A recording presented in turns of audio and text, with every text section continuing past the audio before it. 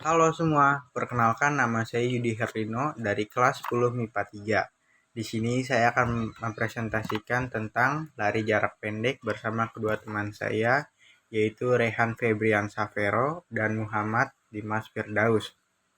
Oke, yang pertama ada tahap-tahap lari jarak pendek.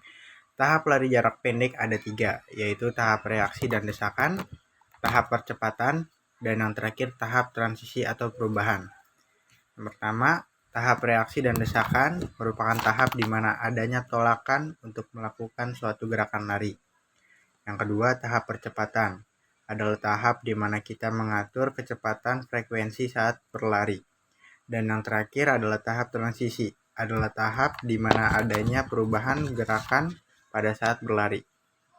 Bismillahirrahmanirrahim. Assalamualaikum warahmatullahi wabarakatuh. Saya Ryan Febrian Savero, ex MIPA 3, ingin menjelaskan teknik lari jarak pendek awalan start. Teknik awalan biasa disebut juga dengan teknik start, yaitu suatu persiapan awal seorang pelari sebelum melakukan gerakan berlari yang bertujuan untuk mengoptimalkan pola lari cepat.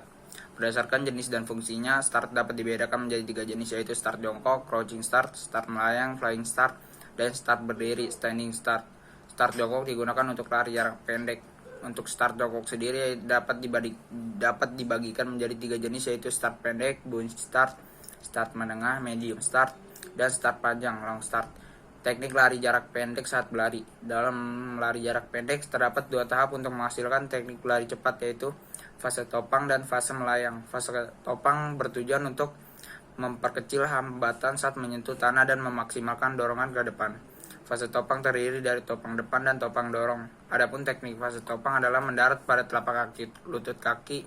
Topang bengkok harus minimal saat amortisasi. Kaki ayun adalah dipercepat. Pinggang, sendi lutut, dan mata kaki dari kaki topang harus diluruskan kuat-kuat pada saat bertolak. Paha kaki ayun naik dengan cepat ke suatu posisi horizontal. Teknik lari jarak pendek memasuki garis finish. Dalam lari jarak pendek, teknik masuk garis finish merupakan salah satu hal yang sangat menentukan untuk menjadi juara. Pada kejuaraan nasional maupun internasional, kemenangan pelari ditentukan dengan selisih waktu 1/100 dan 1/100 atau 1/1000 detik di antara para pelari yang memasuki garis finish.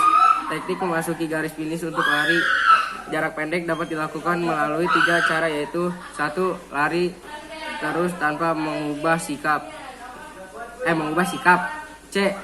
Dari dicodongkan ke depan dengan kedua tangan diayunkan ke belakang. Gerakan ini di Amerika biasa disebut merobohkan diri, the lunge. 3.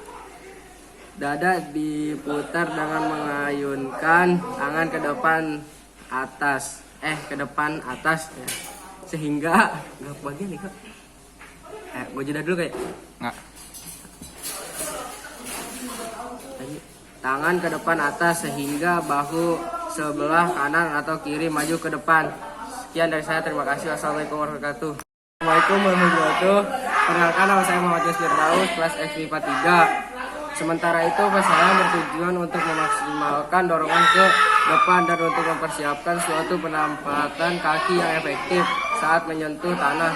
Adapun teknik fast layang adalah lutut kaki ayun bergerak ke depan dan ke atas.